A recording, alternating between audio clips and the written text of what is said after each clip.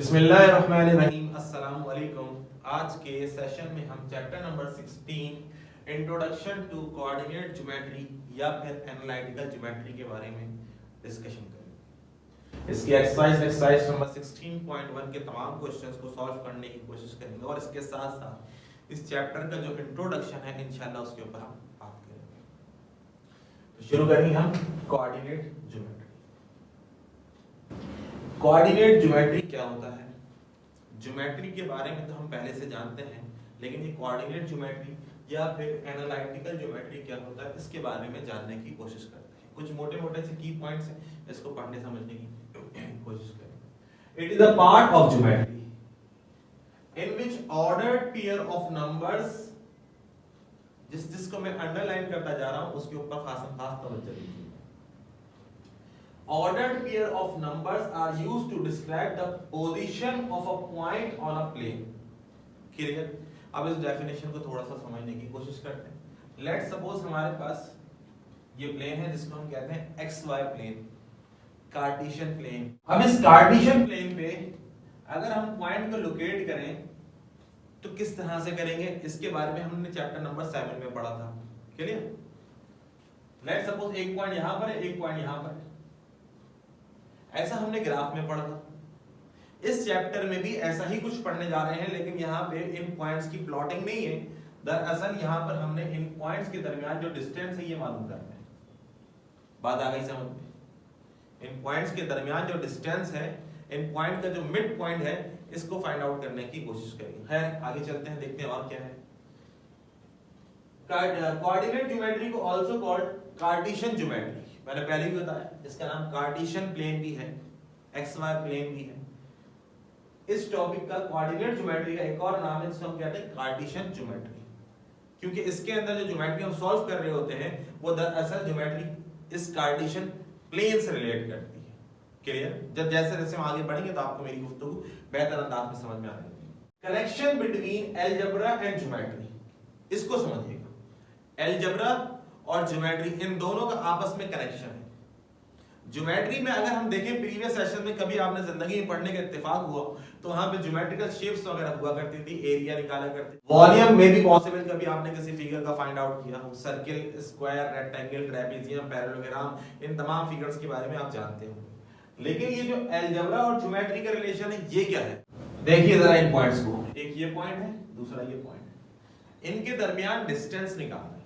इनके दरमियान क्या फाइंड आउट करना है? डिस्टेंस। अब ये डिस्टेंस किस तरह से निकाला जाएगा, इसमें अलजेब्रा का भी कुछ पार्ट शामिल हो जाएगा। बस ख्याल ये रखना है कि कोऑर्डिनेट ज्योमेट्री वो टॉपिक है जिसके अंदर कनेक्शन होगा अलजेब्रा का और ज्योमेट्री। ज्योमेट्री भी शामिल होगी, ज्योमेट्रिकल शेप्स भी होंगी और कुछ ना कुछ वेरिएबल्स का भी इस्तेमाल किया जाएगा, कुछ ना कुछ वेरिएबल्स भी इस्तेमाल किए जाएंगे। Connection between algebra and geometry through graphs of lines and curve. Chapter number 7 में इसमें हमने क्या बनाना सीखा था? यही तो बनाना सीखा था। किसी में हम लाइन ड्रॉ किया करते थे, पॉइंट को प्लॉट किया करते थे, फिर उन तमाम पॉइंट्स को ज्वाइन कर दिया करते थे तो एक ज्योमेट्रिकल शेप आ जाया करती थी हमारे पास। ये तो हम चैप्टर नंबर 7 में पढ़ कर आए। कुछ इसी से रिलेट करेगा हमारा चैप्टर नंबर 16 भी। Connection between algebra and geometry through graphs of lines and curves. Next, study of geometry with the help of coordinate system. जनाब कोऑर्डिनेट सिस्टम यही है, जो डिस्टेंस फार्मूला इस्तेमाल किया जाएगा, दरअसल वो पॉइंट्स हमें यहीं से हासिल होंगे। इस कोऑर्डिनेट ज्योमेट्री या एनालिटिकल ज्योमेट्री को इन्वेंट करने वाला कौन शख्स था? रेने डेस्कार्ट इन 17th सेंचुरी। 17th सेंचुरी में रेने डेस्कार्ट ने इसके बारे में इन्वेंशन की और ये बताया कि ज्योमेट्री सिर्फ ज्योमेट्री वो नहीं है जिसके बारे में आप नंबर से रिलेटेड पढ़ा करते हैं, बल्कि कोऑर्डिनेट ज्योमेट्री वो ज्योमेट्री है जिसके अंदर अलजेब्रा भी शामिल है और जिसके अंदर ज्योमेट्री भी शामिल है। और यहाँ पे लास्ट में एक पॉइंट, फादर ऑफ ज्योमेट्री। जैसा कि बचपन से हमें एक बात बताई जाती है कि फादर ऑफ कंप्यूटर कौन है, सब बच्चों को मालूम होता है, चार्ल्स बाबेज। तो ये भी हमें मालूम होना चाहिए कि फादर ऑफ ज्योमेट्री कौन है। तो जनाब फादर ऑफ ज्योमेट्री है यूक्लिड, इसको यूक्लिड भी पढ़ा जाता है। इस एक्सरसाइज में हमें पढ़ने का मौका मिलेगा डिस्टेंस फार्मूला, लेकिन याद रखिएगा यहाँ पे डिस्टेंस फार्मूला कौन सा वाला है? यहाँ पे डिस्टेंस फार्मूला है पॉइंट टू पॉइंट, यानी कि दो पॉइंट के दरमियान का जो फासला है वो निकालना है। डिस्टेंस निकालने की और भी तरीकेकार है, हायर मैथमेटिक्स में जाएंगे तो वहां आपको अंदाजा हो जाएगा कि डिस्टेंस सिर्फ पॉइंट टू पॉइंट नहीं निकाला जाता, डिस्टेंस पॉइंट टू लाइन भी निकाला जाता है। बात आ रही है समझ में? तो यहाँ पर बेसिक सा जो कॉन्सेप्ट है इस चैप्टर में 16 में, यहाँ पे हमने डिस्टेंस तो फाइंड आउट करना है, लेकिन कौन सा डिस्टेंस? वो डिस्टेंस बिटवीन 2 पॉइंट्स होना चाहिए, 2 पॉइंट्स के दरमियान का फासला। क्लियर? क्या फॉर्मूला है डिस्टेंस मालूम करने? इसको d से भी रिप्रेजेंट करते हैं, और अगर कोई 2 पॉइंट्स गिवन हो a और b, b और c, c और d, तो हम इसको ऐसे भी लिखते हैं मॉड के अंदर, is equal to under root x2 minus x1 whole square plus y2 minus y1 whole square. ये किसका फॉर्मूला है? ये डिस्टेंस को मालूम करने का फॉर्मूला है। Clear? Question number 1, question number 1 के अंदर क्या है? दरअसल अगर देखा जाए तो एक्सरसाइज नंबर 16.1 इंतहाई आसान एक्सरसाइज, यूं समझ लें कि पूरी बुक की सबसे अगर आसान कोई एक्सरसाइज है तो वो 16.1 है। क्या करना है? डिस्टेंस मालूम करना है। किससे? With the help of distance formula. ठीक है जी, शुरू करेंगे। क्वेश्चन नंबर 1 में डिस्टेंस मालूम करना है। ये 2 पॉइंट्स, एक पॉइंट ये है, एक पॉइंट ये है। ये पॉइंट कहां से मिलते हैं? ये इसी जगह से तो मिलते हैं, कार्टेशियन प्लेन से। बात आ रही है समझ में? ये पॉइंट कहां से निकाले गए? ये पॉइंट कहां पर प्लॉट किए जाते हैं? इसी प्लेन पे तो पॉइंट को प्लॉट किया जाता है, इस कॉल्ड कार्टेशियन प्लेन। इसी का तो जिक्र था यहां पे, इस कॉल्ड कार्टेशियन ज्योमेट्री। बात आ रही है समझ? अच्छा, क्योंकि ये पहला पार्ट है, इसको मैं कोशिश करूंगा इन डिटेल करूं, उसके बाद थोड़ा सा फास्ट। ये जो ब्रैकेट्स लगाए गए हैं, इन ब्रैकेट्स में लिखने का मतलब होता है आर कॉल्ड ऑर्डर्ड पेयर, एक चीज। दूसरी चीज ये कि इसमें पहले लिखे जाने वाला x होता है और बाद में लिखे जाने वाला y होता है। तो यहां पर x1, ये 2 पॉइंट्स है हमारे पास, एक पॉइंट तो ये वाला है, दूसरा पॉइंट ये वाला है। इसमें x और y मौजूद है, इसमें भी x और y मौजूद है। तो एक का हमने नाम रखा x1, y1, x2, y2। यही काम हमने यहां पे लिखा। Here x1 is equal to -4 और y1 is equal to 5। x2 कितना है? 6 और y2 कितना है हमारे पास? वो भी 6। क्लियर? अब क्या करना है? डिस्टेंस मालूम करना है by distance formula. Distance formula ये होता है d is equal to x2 minus x1 whole square plus y2 minus y1 whole square। x2 है हमारे पास 6 और x1 है हमारे पास -4। तो जनाब जरा इसको यहां देखिएगा, x2 माइनस x1 कितना है? -4। तो नेक्स्ट स्टेप में 6 माइनस माइनस कितना हो जाएगा? ये हमारे पास 4 हो जाएगा। तो इसीलिए यहां पे क्या लिखा गया है? 6 + 4। बात आ गई समझ में? x2 minus x1 plus y2 कितना है? 6, y1 कितना है हमारे पास? 5। तो ये क्या हो जाएगा? 6 - 5 होल स्क्वायर। 6 + 4 10 का होल स्क्वायर, 6 - 5 1 का स्क्वायर, 10 का स्क्वायर 100, 1 का square 1, 100 + 1 which is equal to 101 units. Clear? ये यूनिट क्यों लगाया जाता है? ये इसलिए लगाया जाता है क्योंकि जब डिस्टेंस हम फाइंड आउट करते हैं तो यकीनन इसका कोई ना कोई यूनिट होगा, लेकिन ये यहाँ पर डिफाइन नहीं होता कि सेंटीमीटर है, मीटर है, किलोमीटर है, तो इसलिए यहाँ पे हम लफ्ज यूनिट का इजाफा कर देते हैं। बात आ गई समझ में? Next part 2, x1 y1 x2 y2। क्या फाइंड आउट करना है? डिस्टेंस फाइंड आउट करना है। क्या फॉर्मूला है? x2 क्या है? 2 माइनस x1 क्या है? 2। बात आ गई समझ? y2 कितना है? 3 माइनस y1 कितना है? 2। क्लियर? 2 - 2 0 का स्क्वायर भी 0 ही होता है। 3 - 2 1 का स्क्वायर 1। तो आंसर आया हमारे पास 1 unit. Clear? Part 3, x1 y1 x2 y2 according to formula x2 - x1। x2 हमारे पास 2 है और x1 हमारे पास 0 है, तो ये हो जाएगा 2 - 0। फिर आता है y2 - y1। y2 है हमारे पास 3 और y1 है हमारे पास 1। 3 - 1 2 - 0 2 का स्क्वायर, 3 - 1 2 और ये बाहर square, 2 square 4 plus 2 square 4, 4 + 4 which is equal to 8। 8 का अगर रूट ले तो आंसर आता है 2√2। क्लियर? 8 का रूट का मतलब ये कि 8 के फैक्टर बनाइए, जिसका पेयर बन जाए उसको रूट से निकाल लीजिए। 2 का पेयर बन गया तो आंसर आया 2√2। आई होप सो की बात समझ में आ गई। Next part, question number 2। दरअसल देखा जाए तो क्वेश्चन नंबर 2 में भी यही काम करना है। लेट्स सपोज एक पॉइंट है हमारे पास A और दूसरा पॉइंट है हमारे पास B। A के कोऑर्डिनेट से a, 0, B के कोऑर्डिनेट से 0, B। अब यहां पे इन्होंने लिखा कि व्हाट इज A। इस A से क्या मुराद है? इस A से मुराद है -3 और इस B से क्या मुराद है? इस B से मुराद है -4। क्लियर? तो पहले आप इसको सही करके लिख लें, A0 की जगह इसको लिख लें -3 0 और b 0 b की जगह 0 और b, तो इस b की जगह पे पुट कर दीजिए -4। अब निकालिए डिस्टेंस। डिस्टेंस क्या होता है x2 -x1, तो ये हो जाएगा 0 + 3। y2 कितना -4 y1 कितना है 0 -4 + 0, 3 का स्क्वायर कीजिए आ जाएगा 3 स्क्वायर -4 का स्क्वायर -4 का स्क्वायर, 3 का स्क्वायर 9 माइनस की पावर अगर इवन आ जाए तो आंसर हमेशा पॉजिटिव आता है। तो ये -4 का स्क्वायर हो जाएगा 16, 9 + 16 25, 25 का रूट लीजिए तो आंसर आएगा 5। क्लियर? सेकंड पार्ट, a की जगह -9 और b की जगह पे 6 पुट कर दीजिए, तो यही काम हमने करा है। कहां? ये काम यहां पे करना है। ये जो a 0 है तो a की जगह क्या रखी है -9 और b की जगह क्या रखी है 6। देन उसके बाद डिस्टेंस को कैलकुलेट कीजिए। x2 -x1, तो ये 0 माइनस प्लस 9 हो जाएगा। 6 - 0, 0 + 9 9 का square, 6 - 0 which is equal to 6, 6 का स्क्वायर, 9 का स्क्वायर 81, 6 का स्क्वायर 36, इन दोनों का सम कीजिए तो आंसर आएगा हमारे पास 170। Part 3, a = 3 and b = 4। तो a की जगह पे 3 पुट कीजिए और यहां पे था 0, b, तो b की जगह पे 4 पुट कर दीजिए according to formula x1 y1 x2 y2।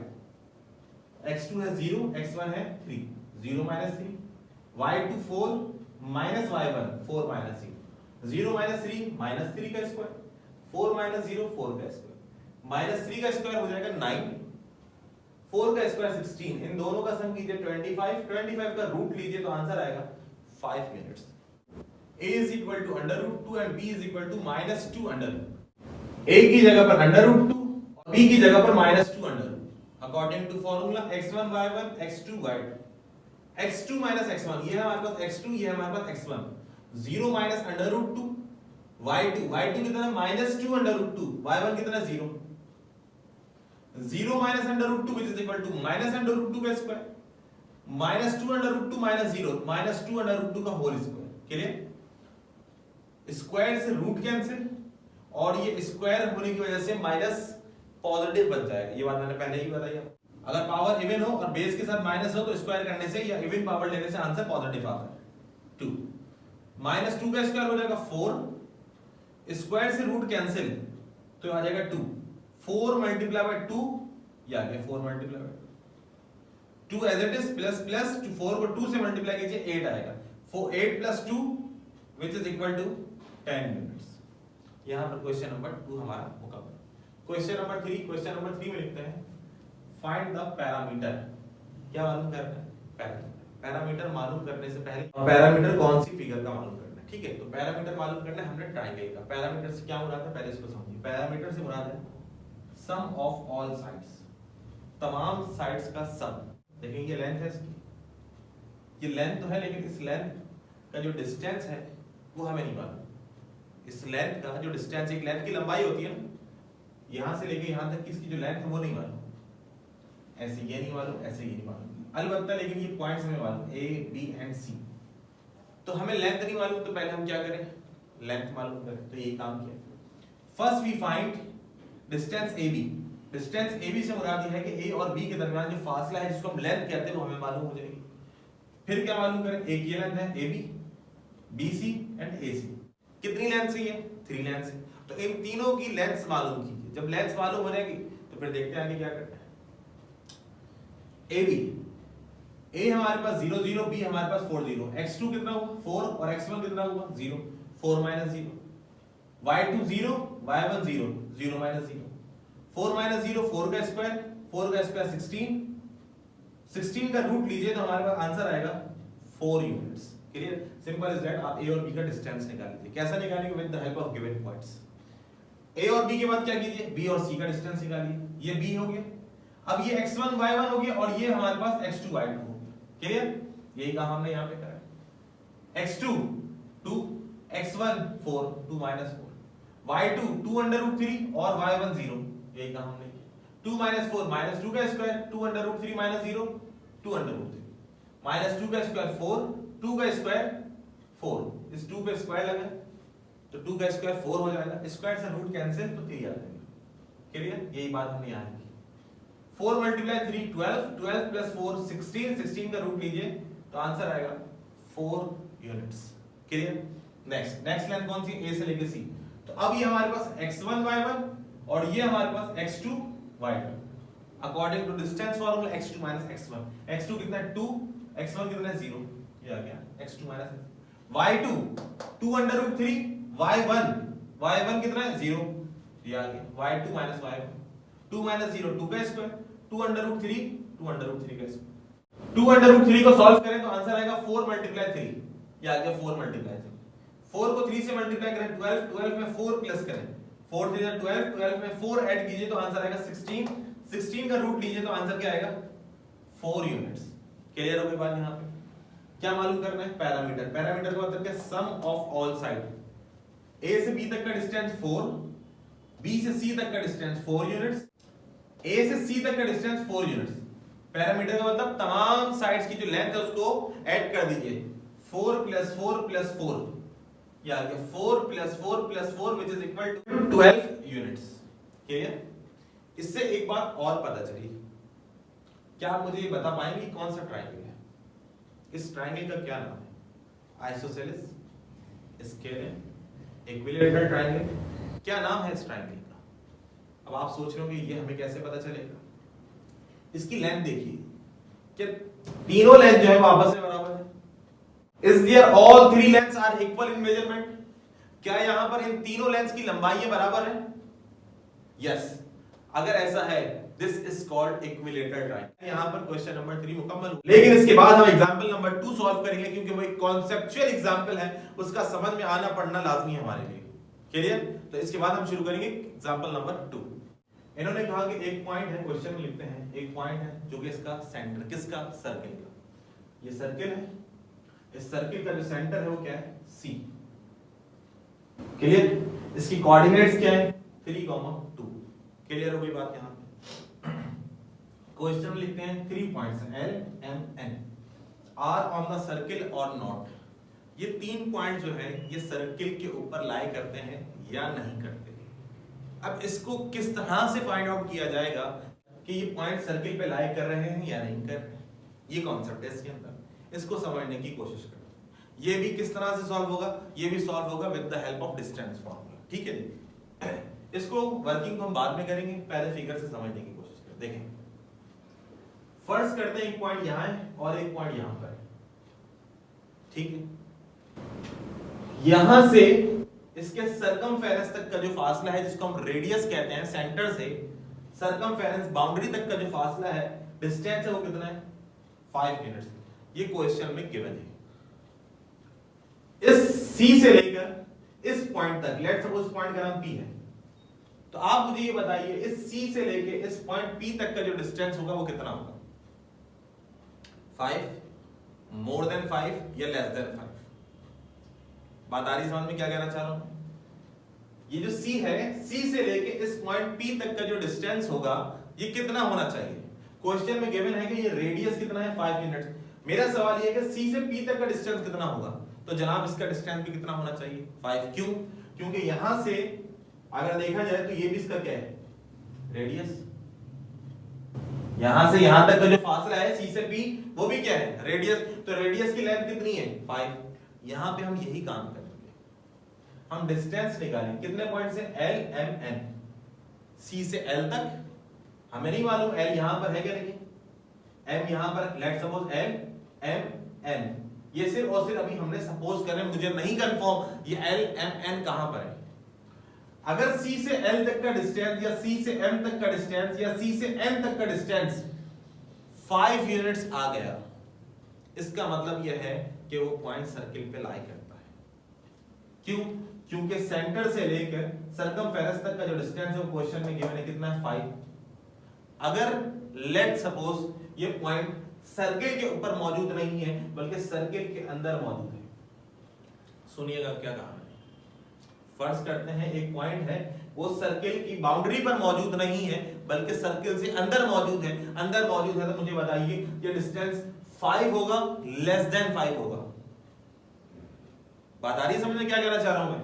ये जो डिस्टेंस निकालेंगे यहां से यहां तक, ये क्या मिलेगा आपको 100% लेस देन 5 मिलेगा। क्यों? क्योंकि 5 तो यहां तक है, पीछे चले गए, यहां से लेके यहां तक का फासला 5 यूनिट है। अगर अंदर कोई पॉइंट मिलता है तो इसका मतलब वो लेस देन 5 है। क्लियर? और अगर कोई पॉइंट मिलता है 7, डिस्टेंस निकाला, डिस्टेंस निकालने का आंसर आया 7, तो इसका मतलब क्या? इसका मतलब ये हुआ कि ये जो पॉइंट है जिसका डिस्टेंस 7 है वो 100% सर्कल से बाहर होगा, क्योंकि यहां से यहां तक का फासला 5 है। मोर देन 5 आने का मतलब क्या हुआ? मोर देन 5 का मतलब ये है कि वो पॉइंट सर्कल पे लाई नहीं कर रहा बल्कि सर्कल से बाहर कर रहा। तीनों कंडीशंस मैंने आपको समझा दी। अगर डिस्टेंस 5 यूनिट्स है इसका मतलब है पॉइंट सर्कल पे लाई कर रहा, लेस देन 5 है इसका मतलब है इनसाइड द सर्कल है, और अगर मोर देन 5 है, ग्रेटर देन 5 है, इसका मतलब ये हुआ कि point lies outside the circle. Clear? अब हम एक एक करके डिस्टेंस को फाइंड आउट करना शुरू करते हैं। C है 3 2 यानी कि x1 y1, और L है हमारे पास 6 6 यानी कि x2 y2। C से L तक का डिस्टेंस कैसे निकलेगा ये हमने आपको प्रीवियस क्वेश्चन में फाइंड आउट करना सिखा दिया। इन द एंड हमारे पास इसका डिस्टेंस आया 5 यूनिट्स। इसी तरह से फिर हमने डिस्टेंस निकाला C से लेकर M तक, x1 y1 x2 y2। तो C से M तक का डिस्टेंस आया हमारे पास 3√2। फिर इसके बाद हमने डिस्टेंस निकाला C से लेकर N तक, तो C से लेकर N तक का हमारे पास डिस्टेंस आया 5√2। ये कितना आ रहा है? 5 यूनिट्स। इसका मतलब क्या हुआ? दिस पॉइंट से मुराद C से L।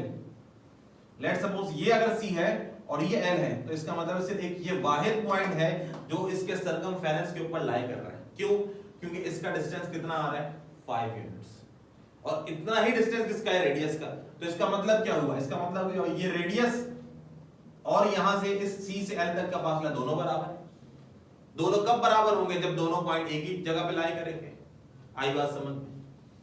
नेक्स्ट आया 3√2 which is लेस देन 5। इस आंसर को 3√2 को अगर आप कैलकुलेट करके देखें तो ये आएगा 4 point something which is less than 5, जो कि 5 से कम है। इसका मतलब ये जो पॉइंट M है ये सर्कल पे नहीं है बल्कि सर्कल से अंदर कहीं मौजूद है। क्लियर? C से N तक इसका आंसर आया 5√2। इसको सॉल्व करेंगे तो आंसर आएगा तकरीबन आपको 7 पॉइंट समथिंग। 7 पॉइंट समथिंग का मतलब क्या है? यहां से यहां तक तो 5 था, 5 से ज्यादा लेंथ है, तो इसका मतलब यकीनन ये यहां पर नहीं है बल्कि इस सर्कल से बाहर है। कौन सा पॉइंट? N। बात आगे समझे? सिर्फ एक पॉइंट है हमारे पास L। L is the point which lie on the circumference of circle। Clear? बात आगे समझ? मुझे ऐसा लगता था कि इस कॉन्सेप्ट का आप तक पहुंचाना लाजमी है, इस वजह से मैंने अब तक किसी भी एग्जाम्पल को सॉल्व नहीं करवाया, लेकिन इस एग्जाम्पल का सॉल्व करना इसलिए लाजमी था ताकि यहां से मिलने वाले जो कॉन्सेप्ट है वो आपको अच्छे तरीके से बेहतर अंदाज में समझ में आ जाए। बहुत अच्छा कॉन्सेप्ट है और ये आगे हायर मैथमेटिक्स में भी आपकी काम आएगा कि कौन सा पॉइंट जो है वो सर्कल के सर्कमफेरेंस पे लाई करता है, कौन सा पॉइंट नहीं करता। तो नहीं करता या करता है तो उसका फाइंड आउट करने का तरीका हमारे पास है डिस्टेंस फॉर्मूला।